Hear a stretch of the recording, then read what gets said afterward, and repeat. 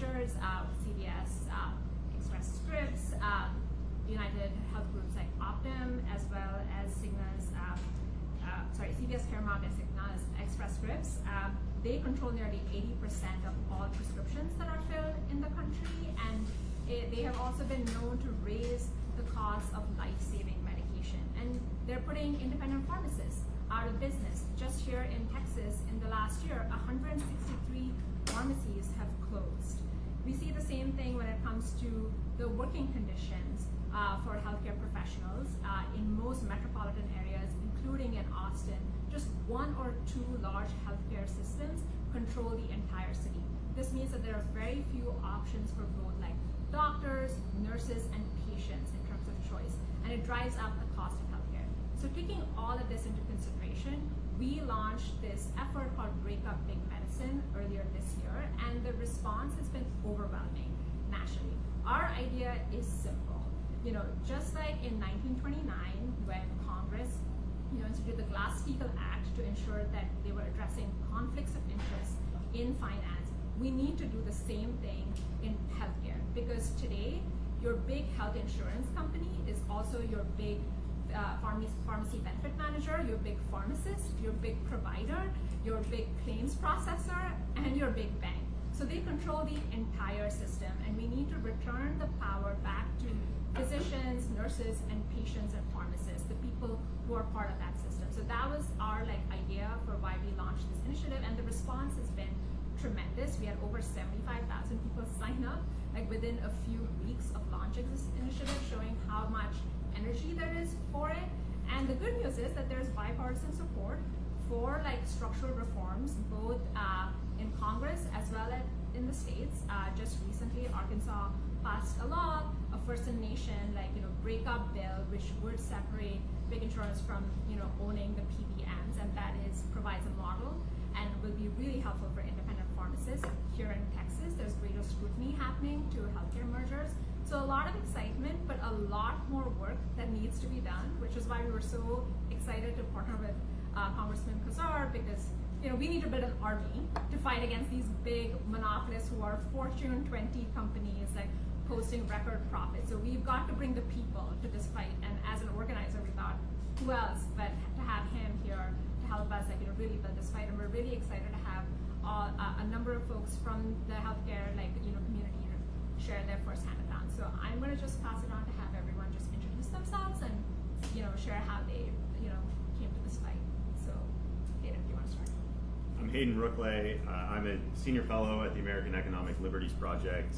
I am a lawyer by training. My work really spans the spectrum of legal and policy tools that can be brought to bear to address issues of corporate power, corporate consolidation, how we structure markets in the healthcare system. So it's great to be here.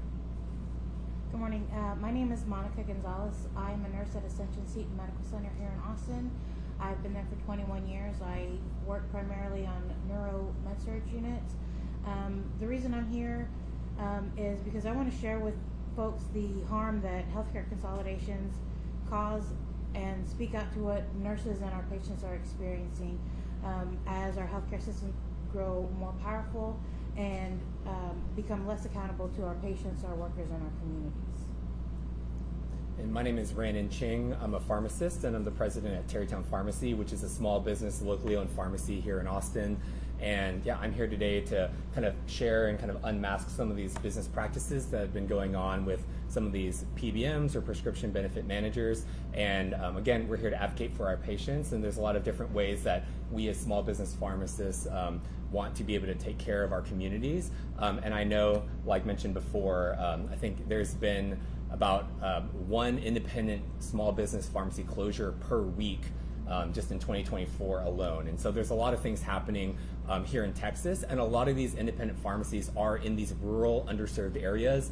And yeah, if we don't do something soon, I think a lot of Texans, but a lot of Americans are going to be negatively impacted with lack of choice. Yeah, my name is Dr. Cliff Porter. I'm a direct primary care physician at Texas Direct Medical Care here in Austin and Creedmoor. I opted out of Medicare, which actually makes it easier to see Medicaid patients or Medicare patients now because of the administrative burden. So direct primary care is membership based, and so no insurance rights at all, which makes it very easy to actually practice and enjoyable to practice medicine. I'm also a part-time senior fellow at Texas Public Policy Foundation, also looking for reforms as this cross-aisle effort to fix everything. So myself and my colleagues over at Terrytown do great things and actually practice good medicine again. So thank you. I'm Krista Hager. I'm a patient advocate and a strategist at Innovate to Create. I have 2 kids with a chronic genetic disease, and I'm a patient myself because apparently I like to be complicated.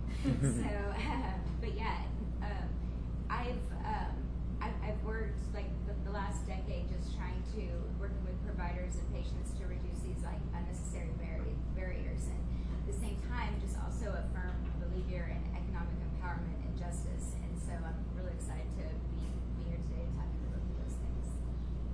I'm Emma Furrier. I'm a senior policy analyst for healthcare at the American Economic Liberty, and I'm a former Austin resident. I used to work as a reporter and editor, and doing that work, I learned a lot about how businesses, independent businesses, including independent physician practices, were really struggling amid market consolidation. And so that's why I want to bring up big medicine, and I'm glad to be here today. So maybe we can have folks talk about what are some of the biggest harms that you're seeing as every day because of big medicine, and why you think we need to pick it up. So we can either go down the line, or whoever wants to jump in first. Would love to hear perspective of the doctors, the nurse, and the pharmacist. You can go down the line. Okay. So corporate consolidation leads to cuts in hospital services, unsafe staffing, and other cost-cutting measures on the backs of workers and patients. As Congressman Kassar said, here in Austin, 2 of our major hospital chains are controlled two of the major hospital chains that control the hospitals here in Austin are Ascension and HCA. And they don't just control the hospitals, they also are over doctors' offices, pharmacies. Under our insurance, which used to be independent, offices that used to be independent are now almost exclusively under the Ascension umbrella. So that means that workers and patients have less options when hospital corporations create unsafe conditions. We have no place to go. In our hospital, we consistently have to fight back against unsafe staffing, where nurses are assigned more patients than we can safely care for. For instance, in our ICUs, instead of patients who should be one-on-one with nurses and patients, nurses can oftentimes take 2 or 3 patients at a time. In our medical surgical units, where the nurses should have 4 patients, sometimes they take 5 and 6 patients. So my employer, Ascension, is sending nurses home or not calling nurses in when there are nurses available to work in the hospital, and it leaves the nurses that are in the hospital struggling to care for the patients that we already have. I took a lot of notes, so. It's incredibly frustrating when we know exactly how to care for our patients, but Ascension wants to maximize their revenue by reducing care. We, again, have to constantly push back and explain the dangers that this poses to our patients. Ascension annually or biannually sends out surveys asking us, would you recommend people to come and work here, or would you bring your family here? And in all honestly, I have to answer no, because at times there are unsafe conditions. But I know that the other options in our area are ununionized hospitals or HCA facilities, and from speaking to other nurses around in the area, their staffing conditions are worse than ours. And so our nurses and our patients don't have any good options, and that needs to change. Thank you, Monica. That's such an important point, that especially as companies get bigger and bigger, in the name of efficiency, they actually make the system a lot more brittle and put immense pressure on the workers there, and so it's not safe for the nurses and it's not safe for patients too. So thank you for sharing that. Yeah. Do you mind? Yeah, just for sake of thoroughness, can you repeat the question again? So, Just talk about some of the harms that you're seeing to your independent business as a pharmacist and as your patients, as you've seen consolidation just rapidly grow. for sure. in the Yeah. healthcare system. So we have a limited amount of time here, so I could spend probably a lot of time talking about this. But from the pharmacy space, like mentioned before, there's 3 companies that are the main PBM or prescription insurance companies out there that control 80% of the market. So that means 80% of basically every claim, every prescription, every patient out there is insured by one of these 3 companies. That poses a little bit of a problem, specifically for a couple of reasons. One, there is a lot of pressure financially just on pharmacies. When we get these contracts are supposed to have reimbursement rates that are supposed to cover not only the cost of the medication, but also for us to keep the lights on, to pay our staff. And a lot of times these contracts that we're given, we don't even get reimbursed the cost of the drug. So a lot of times we have probably hundreds, if not thousands, of prescriptions that we fill, not just on a small business pharmacy, but also with big chain pharmacies, grocery chains. So this is a problem that affects not just independent pharmacies, but every pharmacy. And a lot of times we'll have to basically lose money to fill a prescription. So imagine going to a restaurant and a restaurant losing money every time they make someone a meal. So that's one of the issues as well. The second issue that's a big conflict of interest as well, a lot of these big insurance companies actually own their own pharmacies. So not just are they providing insurance benefits, but also they have their own brick and mortar or mail order pharmacies that they can, again, set what their reimbursement rate is. So what we found time and time again is that if a patient chooses to go to an independent pharmacy, our contract will be so bad that we're losing money on it. However, a lot of times if our patients will go to one of the pharmacies owned by these big companies, not only are those companies getting paid well, they're actually kind of overpaying themselves, which we've seen in Ohio. There's been an overpayment from Medicaid by, I think, $100 and something million from Centene, which is the Medicaid provider, and all these other states that are doing kind of internal audits are realizing that these companies are overpaying themselves and underpaying everyone else. One of the big examples here would be Rite Aid. So Rite Aid is a national pharmacy. They started coming down in the past couple of years just from revenue, and they ultimately had to close and kind of sell. But the reason why that they're kind of doing so poor financially is because those same contracts that are affecting these small business pharmacies, these chains are also having to sign contracts because, again, there's 3 companies out there. If you refuse a contract, you can't fill prescriptions for almost half the country. So if you're forced to sign a contract, you can't make it. Rite Aid closed, and guess who bought most of the assets of Rite Aid?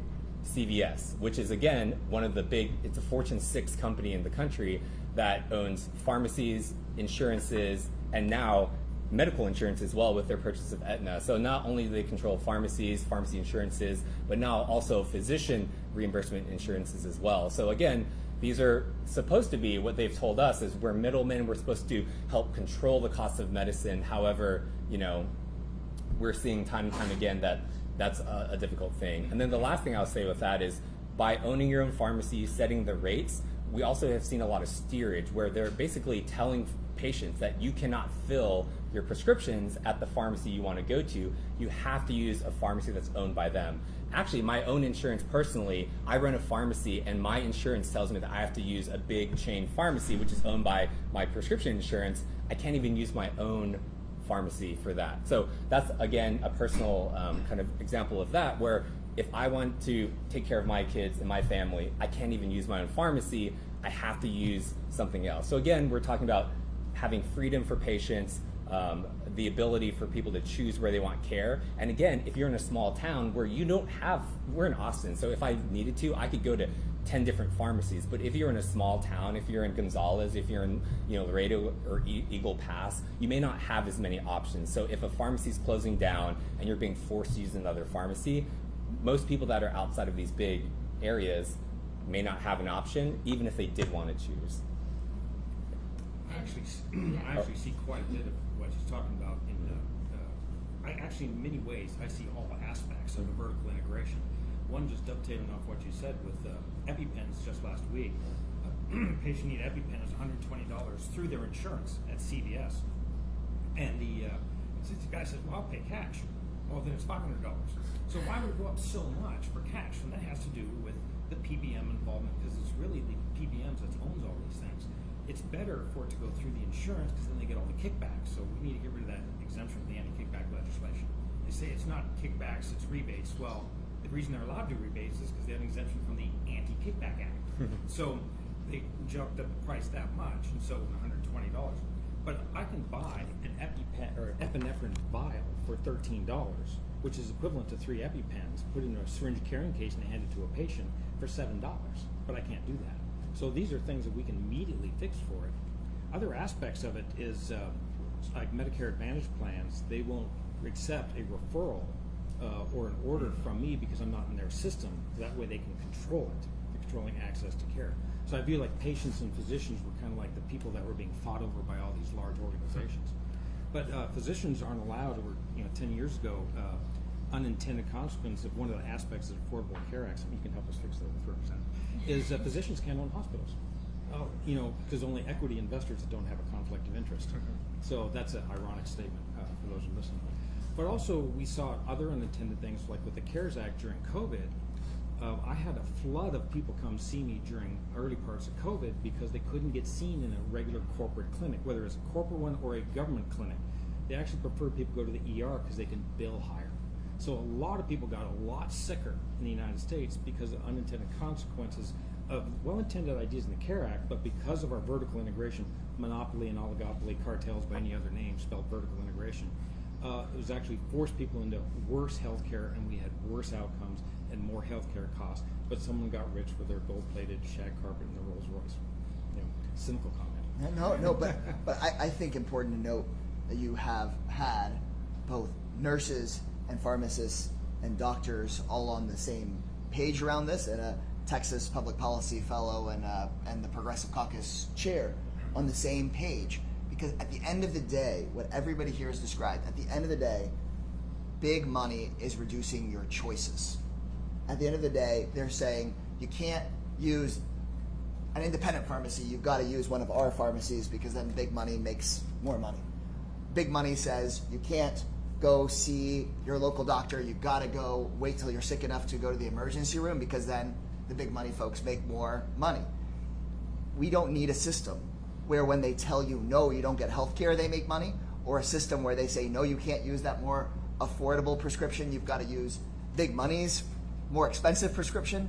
We don't need a system where if they understaff your hospital bed with fewer nurses that they make more money. That's the problem. We need a system where you, as a patient, get more choices. And if you have those choices, then you can go to your local pharmacist, you can see your local doctor, you can pick the clinic or hospital that adequately staffs its nurses. But right now they're trying to come up with a system where you have no choice. The only choice is to send more of your money to a guy that owns a hedge fund somewhere else, and that's what we've got to change. One thing I tell people is our health is, we're held hostage against our own health. Yeah, I think that's such a great point. And I think one of the problems with big medicine is like with these healthcare conglomerates is that they are intermediating in a negative way a very trusted personal relationship that you have with your doctor, with your pharmacist, with your nurse. Like it is such a important relationship, and instead they're like, they are taking away all your agency, your liberty to choose who you want to trust your information with, who you want to have care from. So I think this is a great point, Mr. for you to comment on as a patient advocate. No, absolutely. Piggybacking on all of that, could not agree more. People often joke that it's not a great joke, that having a chronic disease is a full-time job. The thing is, having well-managed chronic disease doesn't have to be a full-time job, and it shouldn't be. What it looks like to be a patient is when it's well managed. The reason why it's a full-time job is navigating this unnecessary system, which you have your insurance company is not just telling you, if something's covered. Now it's telling you where you're going to have your medicine filled and who you can have it filled by, and not because it's a better solution or any of the other things, despite the fun name specialty pharmacy, how special it sounds and all. It's only because they own each, and they're just trying to squeeze patients for every dime they can when they're already the decision maker. But even more, it is so disempowering to have a chronic disease in general. Patients feel like something's been taken away from them, to be re-victimized by a system unnecessarily. It just makes it ridiculous. Personally, when our insurance changed because of a job change, everything changed. our insurance had switched to United Healthcare, and already being in the system, I was like, oh gosh, that'll be fun. And so, but the reality was then my specialty medicine that I had to now get filled by a different pharmacy, one that they own, because that's how that works. More so because I did see an independent, provider as well, and they weren't a part of like that network. It affected everything. And yes, it takes, these are lifetime relationships that you build and trust. It's, so yeah, I mean, that's what it looks like for myself. That's what it looks like for anyone I've worked with. Well, now maybe we can turn to like Hayden and Emma, who are like, policy and like research experts here, and you guys can talk a little bit about like what are some of the policy solutions that you're seeing both at the federal and state level, and why we're calling for structural separation. You want to kick it off with Flash Info? Sure. So we've been focused on all these issues we talked about here, really trying to, one, just illuminate the way in which policy, really over the last number of decades, has sometimes unintentionally, and frankly sometimes actively, tried to put large corporate entities, financial investors, large healthcare conglomerates in control of the healthcare system. This has actually been somewhat of a deliberate policy decision from a lot of folks, particularly at the federal level. The idea has been that large entities with smart business people, smart businessmen are going to be able to essentially manage the healthcare system and manage physicians, manage clinicians, manage patients, and drive efficiency. And what we've seen instead is everything that's just been described here. And really, I think what fundamentally is a transfer of power, a story of power that has been lost from patients, from clinicians, from physicians, from their communities into the hands of these large corporate entities. So what we've at AALP been trying to, one, just illuminate that process, describe how that's happened, and describe the many different policy decisions that have gone into that, and we can delve deeper into some of those decisions if we want to here. But we're also talking about solutions. And one of the big policy solutions that we've been advocating for is to really think structurally about how we want to organize markets in our healthcare system. Is it a good idea, for example, to have our PBMs and our insurers own pharmacies? Or does that present an inherent conflict of interest in the system that's not going to drive towards efficiency necessarily, as we just heard, but it's going to drive towards what any normal person I think would expect, which is that if the PBM, which decides where people get drugs and how much the pharmacies get reimbursed for them, if they decide, if they make up those decisions, they might preference in various ways their own entities versus an independent pharmacy that's trying to survive. You could tell the same story with insurance and independent physicians. You could tell a similar story with the rise of large consolidated hospital systems. So one of the solutions we've been pushing for is thinking about structural separation, a tool that's been used is very well known and frankly common to other large regulated industries in the U.S. or in the U.S. economy today and historically. This is not a new concept. You can look to banking, you can look to how we regulated railroads in the Gilded Age. The idea of structural separations is not a new one, but it's very much been missing in the healthcare policy discourse. And again, I'll emphasize this point. The opposite has been emphasized. We've actually lauded the idea that we want these large vertically integrated entities to essentially ration care. And so what we've been pushing for here is various forms of structural separations. The most obvious one, we've seen legislation in Arkansas, we've seen proposed legislation at the federal level as well, is to separate the PBMs from pharmacies and that sort of structural separation. Yeah, and those bills that Hayden mentioned are really good templates for additional structural separations. You know, if we can get PBMs and pharmacies separated, we can also get insurers and physician practices. We can get, 3 of the 7 big medicine companies that are on the Fortune 20 are wholesale drug distributors, which are another type of middleman in the pharmaceutical industry. They are increasingly buying up specialty physician practices like oncology clinics. But structural separation is a solution to each of those forms of harmful consolidation. So it's really exciting to have legislation that has widespread bipartisan support. And really, with the Arkansas law, we're going to see how it is effective in practice. I think fundamentally what we're talking about is like decentralizing power over here, and I think that's also important for like another reason. Like you all are being very brave here in like talking about these problems, because these big monopolies, especially as you know with like pharmacists, they can retaliate, and often that prevents people from like speaking up and organizing. So so it is really important, like make them like smaller, and structural separation is one good way to get to the root of their power. But I'm curious from like the folks here in Texas, like what are some of the things that you are seeing momentum for on the ground, or what are you looking for to see happen from your congressman or here at the state level? Anyone can jump in. I can go first. So I think from like a pharmacy perspective, there's a couple different things, and I think what's so cool about all the Arkansas's legislature, but then also Louisiana is working on some things as well as federally. Is like I heard one of our kind of like lobbyists for the National Pharmacy for Small Business Association. She said that there's not really one silver bullet. So the Arkansas legislation is great. It's separating, basically making them choose between. Do you want to be a pharmacy company or do you want to be a pharmacy insurance company? And it was interesting in Arkansas because basically CVS said that we want to actually be an insurance company. So they chose to shut down their stores, which again, there's only 23 of them in Arkansas. So it is a big deal, but it's not going to really significantly impact it. What we saw, the people that were the most scared of it were the mail orders. Because now, if they can't be licensed as a mail order pharmacy, all these people that are filling prescriptions out of like a huge warehouse in Ohio, shipping it all over the country, now they can't kind of get into the Arkansas side there. So there's some things that we need to look on that side as well. But even the governor was mentioning that like it's really telling that they're willing to say, no, we prefer the prescription insurance business rather than being there to support the community.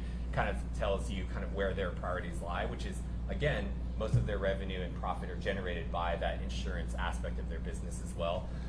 However, I think for us here in Texas, a couple things is we just want a level playing field. Like we're not asking for special treatment. We don't need special contracts because we're small business. My thing is if all things were equal, we call it like voting with your feet. So if a patient can choose where they want to go get pharmacy services, and if a pharmacy is going to be reimbursed similarly, whether you go to a big chain, a grocery chain, a small business pharmacy, let the people choose. Because we've had patients that have been using us for 50, 60, 70 years, and all of a sudden if they are now on a retired teacher plan and all of a sudden they get letters in the mail saying, hey, we need you to get your prescriptions mailed to you. Or like, we ran a specialty pharmacy as well, and there were certain Medicare plans that literally like would tell us, hey, appreciate you doing all this work, working with a physician, getting all these authorizations approved, but now you can't fill it. You have to get it filled somewhere else. And so, and again, we've spent all this time working with people, training them on how to use their medications, and especially the specialty ones, which are so unique and needed. So I think for our perspective, having either a certain payment model, we've talked about NADAC Plus, which is basically the cost of the drug plus a dispensing fee. But again, even there, that's not a perfect solution. But I think all in all, a lot of people just being at the table, working together to find out what does it look like for us to have an even playing field? And then if all things are equal, then let the patients choose where they want to go. If they don't want to use my pharmacy because they feel like I'm not doing a good job, let them choose to go somewhere else. But don't make someone leave like our pharmacy, which we've taken care of your kids, your parents, your grandparents, whatever, just because an insurance change or something happened where now they own a specialty pharmacy and they want it filled there. So those are some of the things that we're seeing here. And again, from the bipartisan support, real quick, like there was a PBM bill that that was passed here in Texas and signed by the governor, and it was voted unanimously out of the House and the Senate. So there is bipartisan support, and I think people are starting to realize now how important it is. And part of it is just getting the word out. Actually, up until a few years ago, we had something in our pharmacy contracts literally called a gag clause, where we could not even talk to our patients about why we couldn't fill their medication or tell them that their insurance was forcing them to go somewhere else at risk of literally losing our contract or being in violation. So the fact that, like you mentioned, even being able to be here talking about it, I would have probably been kicked out of the network under this gag clause violation, if not for a few years ago where that was ruled not okay. So all that to say, I think part of the solution is talking about it. Senator Colcourse here in Texas talked about the PBMs as a black box, and part of it is just us opening it up and really showing people what's in it and letting people decide kind of that's not okay. And the insurers trying to affect primary care and take control of primary care as well. And we say the insurers, it really is the PBMs. Optum essentially owns United, but also with the various large hospital systems, they all want to control primary care in a different way, in different ways. And so, like a lot of the insurance brokers, they try and use fear, because I have small businesses who contract with me for their people. We charge very little a month, no co-pays, and we can spend 30, 60, 90 minutes with people. And I have people who are on Medicare use us because they can actually spend a long period of time rather than that 7-minute appointment, which makes primary care so bad now. That's not what primary care is. Well, brokers will quite often use fear with people want to sign up and use us. Well, something happens, you guys won't be able to take care of. So they use emotives to get people away from them. And at the same time, try and get me to sign up with them and take control over what we're doing. So hospital systems want to use primary care essentially as a feeder system into their other systems so they can start billing insurers more. Insurers want to take over control over primary care as a block. So you see that in Medicare Advantage plans where they said you have to go see this person with all the various prior authorization restrictions. A prior authorization restriction bill was put forward. It didn't make it in committee. Not certain what happened along the way. Ran out of time in the legislative session. But prior authorizations are needed for improper payments. So I had a guy, an employee was getting a $50,000 perhaps a year drug for sleep apnea, and what the guy really needed was a CPAP machine. But someone was getting a kickback. Yeah, that sort of happens. So you need prior authorizations for extremes. The flip side is, why am I getting a prior authorization for a $10 drug? And I got, actually this was a $50 drug with some testosterone for a gentleman who needed it. And they had a 15-page, 45 questionnaire for me to fill out. And that's just putting a block in place. That's all it is. That should not be there. Now, having said this, things I'd like changed, and Senator Colcourse was pushing the bill similar to that. If we try to regulate it, we sometimes run into more problems, and it comes back to what's in your guy's name, economic liberty. Taxi cab systems were getting more and more regulated, more and more difficult for those of us who are slightly old enough to remember that. But we didn't reform taxi cabs. Someone developed rideshare plans, Uber and Lyft, and then the taxi cabs either reformed or they went out of business. That's what we need to do. I'd say on the legislative front in Congress, I'm a co-author of the Health Over Wealth Act to take on these private equity firms that are buying up hospitals and buying up nursing homes and doing what we see private equity do, where they have the staff paid as little as possible, get rid of as much staff as they can, say no to as many patients as they can to drive up their profits, and we can't allow that anymore. You can't be in the business of buying up healthcare to make healthcare worse, to make yourself money. We shouldn't have that anymore. There's also more and more bipartisan support for taking on Big Pharma and saying Big Pharma can't keep on charging Americans multiple times more for prescription drugs than they charge people in other countries all around us. Americans should pay, shouldn't be going to Mexico or to Canada to get this exact same prescription drug at a lower price. And then when we talk about Medicare Advantage, there are these big insurance companies that dump all this money into marketing, into getting you onto their plans, into milking the government for billions of dollars, and then providing substandard care. And so people shouldn't be getting a Medicare disadvantage. We need to make sure that those folks that are on Medicare Advantage plans get the quality level of care that they deserve. So there's growing support for taking on Wall Street and private equity, growing support for saying Americans shouldn't pay higher prices than people in Mexico or Canada, and then to say that big insurance companies shouldn't be taking advantage of the taxpayer and then having somebody show up at their doctor to be told no, not because the doctor doesn't want to provide the care, but because the big insurance company spent more on marketing and ads than they do on taking care of the everyday person.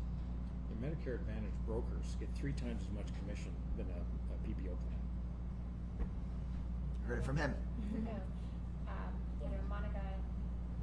I was going to say, from the patient side, you see both nationally and in Texas coalitions of patients and providers coming together to tackle these issues. And I will say, like working with independent pharmacies, like they function as your advocate. They're consolidating, your medications. At one time, our family was on about 14 medications, and they were, helping advocate and figure things out for you. I would say the vision in general is that if the day that the word patient advocate is obsolete, because of patient-centered medicine, there shouldn't be a need to advocate around any complication. What's good for patients is also good for providers and independent pharmacies, and if everybody's doing the correct role, then yeah, let's get rid of the advocates. Let's make that the goal. So I love hearing all of this action from every aspect of our side, when we organize through our union, we can address unsafe practices that are in the hospital. We get our best results when we collectively push back against issues in the hospital through our union, NNOC Texas, which is affiliated with NNU. And we're also organizing facilities across the United States, fighting corporate power and pushing back on things that we need, like safe staffing and adequate breaks. In our system, Ascension, Texas, it has cut a quarter of the labor and delivery units in the past decade, while pregnancy and childbirth-related mortality rates have risen drastically. Right here in Austin, a few years ago, Ascension closed Brackenridge Hospital, forcing patients to go to other Ascension facilities or HCA. And meanwhile, Seton has short-staffed our labor and delivery units, and these cost-cutting practices have led to historic surges in organizing throughout Austin, throughout the United States, and on a national level, we're seeing more and more people recognizing how our healthcare corporations are using their monopoly power to gut our healthcare system, to enrich executives and Wall Street. And I find it exciting and inspiring to see how many people are ready to fight and address the issue and change the system. There's a couple areas, and we talk about rural medicine, a few areas where these smaller hospitals get bought out, and then just corporate rating, like back in the 80s. For those of us who remember that, I was only 2 years old. But that's exactly what it is: corporate rating, then cut off parts you can make profit and cut it down because they have no interest in that area. And again, it's monopolistic behavior. There's a lot of physicians are driven out of rural areas where they may have grown up and want to go back to. Direct primary care, since the overhead is so much lower, it's about 80% less. It's just that much less because there's so little administrative burden. Those more actually popping up in more rural areas, and I have a clinic with a physician assistant in a sort of quasi-rural area in Creedmoor where a mobile clinic failed because Medicare and Medicaid, they just couldn't keep up with the administrative burden and churning through people, couldn't make enough money. We can, because we're not part of these larger systems, we don't have these administrative burdens. If we can do some things where we stop the vertical integration, this is some of the policy parts we're looking at, stop that and allow people to get some protection and freedom and remove some of these enormous administrative, whether it's corporate, government, legislative, monopolistic barriers, you could actually do quite a bit in a rural area. Now there's less people in rural area, and then each person has their own complex medical conditions in their own way. Makes medicine complex. But if you can actually improve that infrastructure and stop with the billing cycle, which is preventing people from making money, and come up with different alternatives, you could actually do well in rural medicine again and help build that economic infrastructure. Because a lot of people, no offense to Austin, Dallas, and so forth, but some people don't always want to live in the big cities. Thank you. We've heard a lot of ideas, and I'm going to ask the congressman to pose. And we obviously structural separation is the main focus of our policy advocacy, but there are a number of other areas also that we need to address, issues in healthcare around private equity. Non-competes are a big issue in the healthcare space, something that the Federal Trade Commission banned, but that is now being challenged and needs to be defended in courts so that people can actually move jobs. Some of these big hospital systems impose non-competes on nurses, on physicians who can't even go out and start their own practices. So I think there are a number of different legislative solutions, but fundamentally I think we all agree that we need a people-centered system. We need to return power to the people here who are on this panel and others like them. And so, Congressman, I'll have you close us up. I appreciate everyone here covering this really important topic, because most people watching at home don't know that when you're calling a phone number and nobody answers because you need health care, and then they pass you over to somebody and they tell you no, and then they tell you this is the expensive place you need to go, and then you go to CVS, that you are talking to the same people the entire time. So when you wonder why they're telling you no, and why things are getting more and more expensive, and why you're getting helped so much less than even just a few years ago, it's because somebody on Wall Street is controlling every aspect of the system. And what we need is for people in Congress and the state legislature to say there needs to be separation between these entities so that you can have choices and competition, instead of having legislators cater to those big money interests and let them buy up more and more and more. And so I think that's the really important takeaway that you need to know leaving here if you're covering this, is that people from both sides of the aisle, people all over the country, and providers and patients alike are saying it is time to break up big medicine. You shouldn't continue to have the same folks telling you no every single step of the way because they all work for the same guy. Thank you, everyone. And yeah, sign up at breakupbigmedicine.com so you can join the army. Thanks, y'all. Thank you. Really appreciate you. Appreciate you. Yeah, thanks for all the work you're doing for us, man. Good to see you, Monica. It's always saying that everybody's sorry for me. Great pleasure. Yeah. Quick second. Or if there's multiple folks, we can just do it all. We're a 503c nonpartisan. I know lots of people.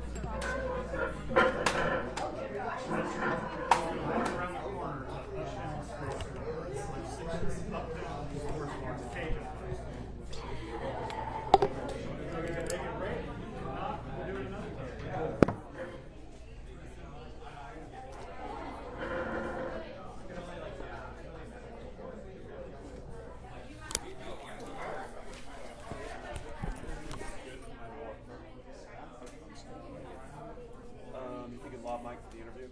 Yeah.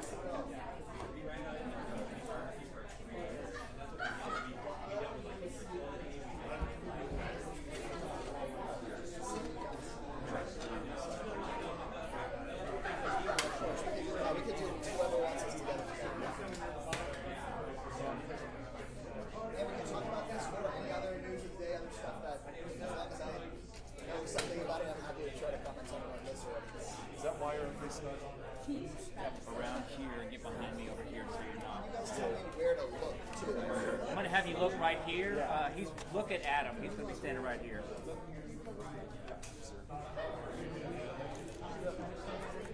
I can do Spanish afterwards, yeah. Does it work for y'all's cameras for me to look here? Absolutely. Yeah, look right at Adam. Is that wired right now? It's fine. Okay. Congressman, I want to. Everybody good?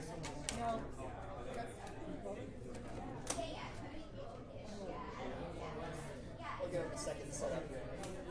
We good?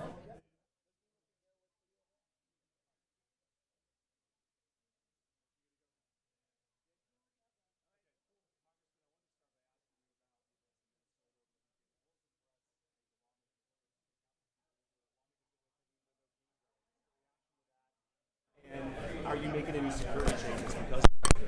It's horrific, the killings and assassinations in Minnesota.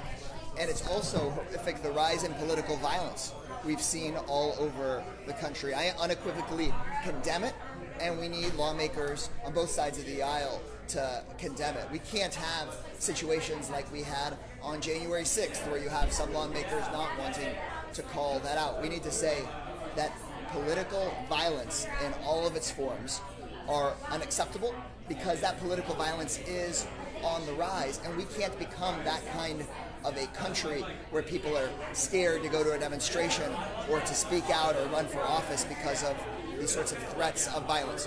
We do have an emergency meeting of members of Congress virtually tomorrow, where we'll be discussing how to improve the security protocols for not just elected officials, but the people that work for elected officials, the people that want to go visit their elected officials, the people that want to go to a press conference or rally. This is about the safety of everyone, and we cannot allow things to get worse from here. Congressman, you were set to go to the No Kings protest on Saturday. Can you tell us why you weren't there, and if this threat had anything to do with your not going? We had a variety of issues come up as I traveled between Austin and San Antonio for these rallies, and I'm glad that the events so far have been safe and well attended, and we're just continuing to urge safety for everybody at these rallies. What else do you know about? Sorry, I want to make sure we can move on. Did you guys have a third question or anything else? Oh, Okay, we'll go back to you, and then I can bring it back to you. Sounds good. I think maybe we're going to cover the same territory, but what have you heard about the threats on Saturday at the Capitol? Were you named as one of the lawmakers? We don't sort of divulge when there is our particular threats about to any particular person. Right now, oftentimes These are ongoing investigations. We want to make sure all lawmakers are safe. And my statements to the press and to the public is that no one should have threats against them. We should make sure that every single person is kept safe, no matter their political party, no matter their political affiliation. Look, I'm proudly a progressive Democrat, but I care deeply about the safety of my Republican colleagues. I care deeply about the safety of people attending rallies, whether they are conservative rallies or liberal or progressive rallies. So what I want to make really clear is that we need to protect the safety of all people, period, and that we need to prevent forms of political violence from continuing to escalate like we see right now in Minnesota. What are your thoughts on the core message behind the No Kings protests? Right now, Donald Trump is violating U.S. Supreme Court orders on immigration. Right now, Donald Trump is unilaterally cutting programs that serve our seniors and serve our kids. So we need to return to a world where voters' wishes are heard and where we don't have a president in Donald Trump that is breaking the law, breaking court orders, threatening to arrest members of Congress, arresting judges. That isn't the country that we want to live in. We need a country where the people come first and where elected officials, including the President of the United States, have to follow the law. What do you want to say to all those people that showed up across the country for the protest over the weekend? I want to tell all those peaceful demonstrators that I see you, I hear you, and I have your back. We've got to get to being a country where you can afford the everyday things that you need, where there aren't corporate lobbyists that are changing the law in order to give tax breaks to billionaires while having you work more and more hours while it's hard to afford the rent and hard to afford childcare and hard to afford the basics. So I believe in restoring us back to being a country where President Trump or any other president has to follow the rule of law, where President Trump and the other president can't take $100 million gifts from folks like the Qatari government. We've got to get rid of the corruption, and we've got to restore a country and a Congress where voters' voices are heard first. Look, right now in Congress, the main fight is around a Trump bill that would have millions of Americans lose their health care, all to pay for a tax cut for billionaires. That's the kind of bill that whether you're a Democratic voter or a Republican voter, it's not going to help you. We're now in a place where it's not just Democrats versus Republicans, it's the billionaires versus everyone else. And I appreciate those peaceful demonstrators that are out there representing everyone else, saying we've got to protect our health care, we've got to protect our right to vote, we've got to have rule of law, and that this isn't just about politics as usual in Washington, D.C. Everyday Texans should have their health care protected. Everyday Texans should still be able to get their Social Security checks at the end of the day. We shouldn't be selling the entire store all because Elon Musk, Jeff Bezos, and a handful of billionaires are trying to buy the presidency. My other question is, we know that Governor Abbott was talking about potentially bringing out the Texas National Guard at the No Kings protests. From all accounts that we've seen on the ground on Saturday, they were not assisting DPS or APD. What's your thought on that and any use of them in future protests? Yeah, of course. Look, we support in this country, liberal and conservative, peaceful demonstrations. And folks overwhelmingly in Austin and San Antonio have been peacefully demonstrating. What I think is wrong and dangerous is Governor Abbott or Trump seeing a peaceful demonstration and then taking our National Guard away from their important mission and having them go to those peaceful demonstrations when there is no problem. Look, we have local law enforcement that should coordinate with peaceful demonstrations to make sure everyone is safe. But we shouldn't be escalating tensions. We shouldn't be taking our National Guard and our Marines that have an important mission to protect our country to instead have them sent to peaceful demonstrations because the governor wants to be able to have a press conference or wants to be able to stress more people out. Look, we should be looking at making sure things remain orderly and peaceful, not looking to stoke divisions and create chaos. Look, as we saw in Los Angeles, Donald Trump is trying to create chaos and create tension. Donald Trump, we've seen how he does it time and time again, where he wants to start a fire, pour gasoline on it, and blame someone else for the flames. And so if folks watching TV at home see images of chaos or division in this country, you got to know that this is Donald Trump's fire, and Trump doesn't care if the rest of us get burned by that fire that he's trying to start. You speak of the military. What are your thoughts about the military parade? They said he did at the same time as the protest. Look, Donald Trump may want to try to throw himself a birthday party, but he doesn't have to do it at the expense of the taxpayer, like $30-40 million in expense because Trump wanted a parade for himself. It's deeply wrong. Right now, look, I represent our community here in Austin, Hayes County, San Antonio, and Washington, D.C. We hear from Trump's Republican puppets that there's not enough money for kids' health care, that there's not enough money for school lunches, all while Donald Trump takes tens of millions of dollars to throw himself a birthday parade in Washington, D.C. I mean, that's what's wrong with this. Look, our men and women in uniform, we should be looking out for them, caring for them, and relying on them when we need them in those tough times, not having them get paraded around because it was Donald Trump's birthday. Okay? Hope that's helpful. Thank you, sir. Guys. Yeah. All right. Sí, listo. Thank you. Appreciate the time. Adam Bennett. Yeah, It's great to yeah, see you. good to see you. Hey, good to see you again. Good to see you. Let me put this on you. Good to see you again, Mr. Cesar. Yeah, hey, good to see you, man. You guys take care. Thank you all for covering all this. Absolutely.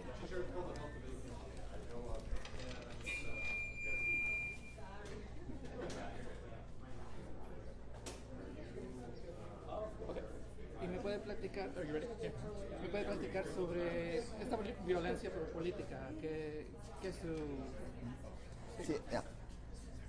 Mira, este nivel de violencia política es totalmente horrible. Es horrible que asesinaron nuestros líderes en el estado de Minnesota y no podemos tener más asesinatos. Mira, estas matanzas tienen que parar y tenemos que decirle a los políticos de los dos partidos que la violencia no es aceptable. Tenemos que parar esto porque no debemos de ser este tipo de país en que la gente tendrá miedo. No queremos que la gente tenga temor de más violencia política.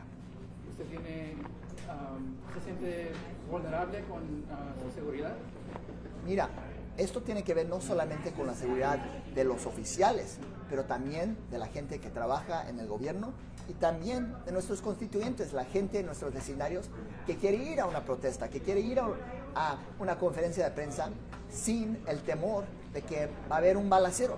Entonces, mira, por mí yo quiero ser un político que le dice a la comunidad, tenemos que parar con la violencia, podemos tener nuestros debates y decir, yo pienso esto, tú piensas eso, pero estas cosas se resuelven con el derecho a votar, no con balaceros.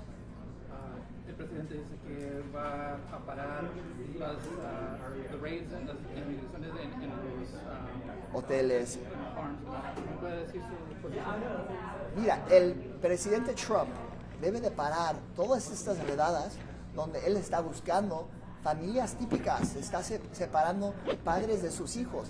El presidente tiene que parar primero estas redadas en los hoteles y pues, de los campesinos, pero también ahorita hay redadas en nuestras cortes, hay redadas ahorita en nuestras calles, enfrente de nuestras escuelas. Esto es incorrecto, es injusto.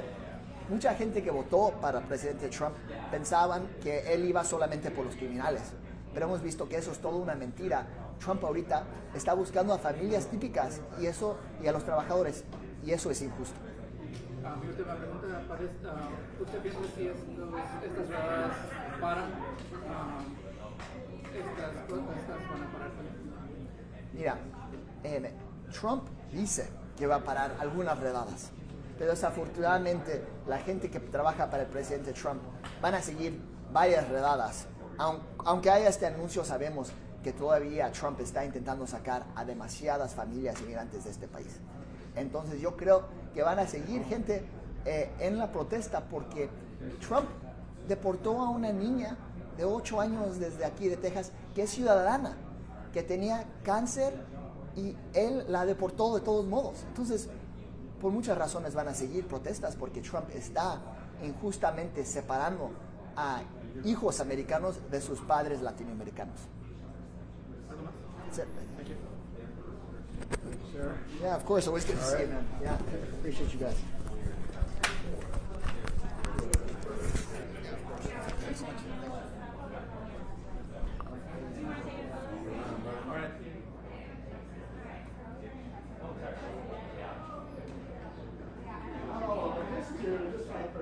I wish I had